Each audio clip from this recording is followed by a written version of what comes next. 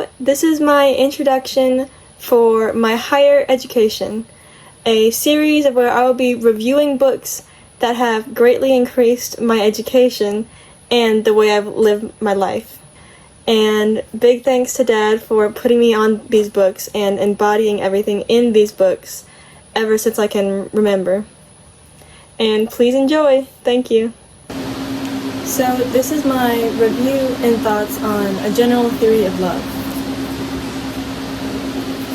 And what A General Theory of Love is about long-term connection and love to your body. Like scientifically, it is trying its best, or really is the best, scientific explanation of what love and connection means to you and your body and the human in general. So what A General Theory of Love does is it goes from everything to how memories are formed, to limbic resonance, to what connection and disconnection do to your body. So in terms of human connection and limbic resonance, what limbic resonance is when two persons or people become attuned to each other's emotional states. Limbic revision, which stems from limbic resonance, is when two people actually sync up and in turn regulate each other's internal functions. And what that means is when you connect genuinely with another person, basically your insides become their insides and vice versa. Y'all connect, share each other's internal experiences, and in turn are predisposed to care for that other person's experience and that other person in general. And the human body needs constant secure attachment in order to regulate its bodily functions, not just when you're a child or a baby, but throughout our entire life. If we don't have a secure attachment or any attachment, it can go from distress to, if prolonged, a state of despair and sickness or depression. And because we're such open loop creatures, humans literally cannot function in isolation. To be stable and be coherent and capable is to have people who regulate you well and stick with them. And in the limbic brain, which is the part of your brain that regulates emotions, behaviors, and other stuff as well. But really emotions, behaviors, and all that jazz. In the limbic brain, physical pain and emotional pain are one in the same.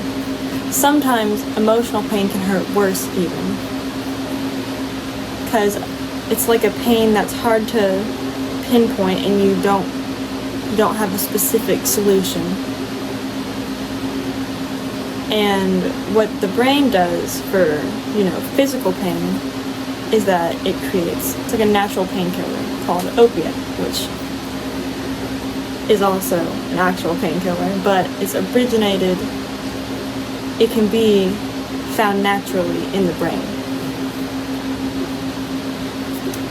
And that's why when people are going through such emotional turmoil, they can harm themselves, because that basically tells your brain to send opiate to the pain. But opiate doesn't have a specific, it's this specific pain. It basically numbs all pain. So in doing that, you would numb even your emotional pain too. And speaking of limbic, the mind has limbic attractors that affect how we view the world and other people based on our expectations of the world and other people. And of course, our past experiences. Our past experiences of others and how we remember them can directly affect how they might behave in our faces. Like, our attractors activate our neural patterns, or it activates each other's neural patterns, and it also strengthens them. So that means that if I have a specific image about you in my head, and we are to meet face to face, I'm going to bring that mental image out of you more, and actually make that more a part of you, and vice versa. And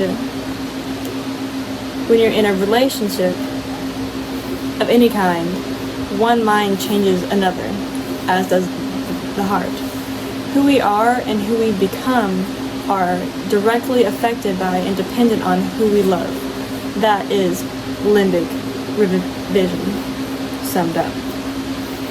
And what this means to me is that if you don't want to hold anyone back with your views about them, specifically negative views, it's best to just drop it and see what this person has to offer without any predisposed notions of, oh, you were like this to me last time we met, so that means that you're going to be that way now. And so what this book is saying is basically, if you expect that from a person, like if they're mean to you before and you expect them to be mean again, it actually predisposes them to be more mean than they could be that second time around. Basically, the best thing to do when socializing with other people is to drop all your preconceived notions about how people act, or how this person acts, or your ideas of who this person is. Because you can do that even at a face value. You don't need to know the person to already have some preconceived predictions about how they might act. And basically what this is saying is those preconceived notions will bring what you expect out more. So even if that person was mean to you last time, it's better to just drop that and be like, that was a separate occasion. I don't know what was happening to that person or with that person, or, and what's best for both of us so that we don't make it more likely for another negative interaction or whatever interaction. I'm just going to drop what I think about this person and approach this person like I know nothing about them. Or not know nothing about them, but I'm not trying to see them in that way. And I'm just trying to connect or speak genuinely. But back on connection and what it does for us as humans. Humans are a open-looped, in a sense, organism. We can't really regulate our best selves alone, because we need feedback of another person.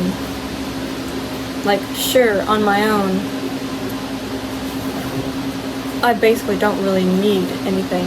But I also don't have any person to bounce back off of. I don't have any person to connect with and share my passion or my depression or anything.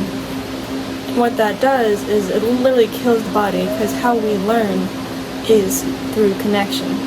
We don't learn how to walk by being alone.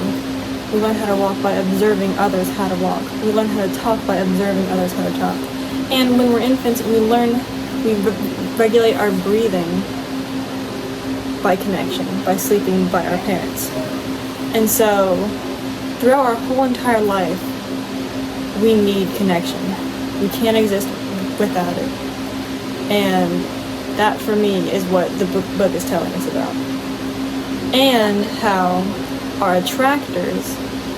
Hold on, let me back up for a second there and explain what attractors are. So, attractors are basically an amalgamation of expectations based on past experiences and past thoughts and feelings. And so, like, let me give an example. So, there's this guy, and he has an attractor of a specific type of woman that would be like his attractor for a partner was based on how he perceived his mother, or how his mother was as a child, and how his mother interacted with his father.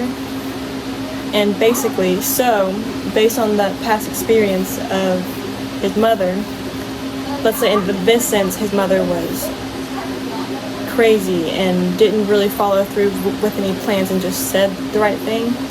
Well, since he was still forming his attractors at a young age, his attractor for a partner is going to be a woman who isn't necessarily honest and doesn't really get the job done and is basically kind of toxic.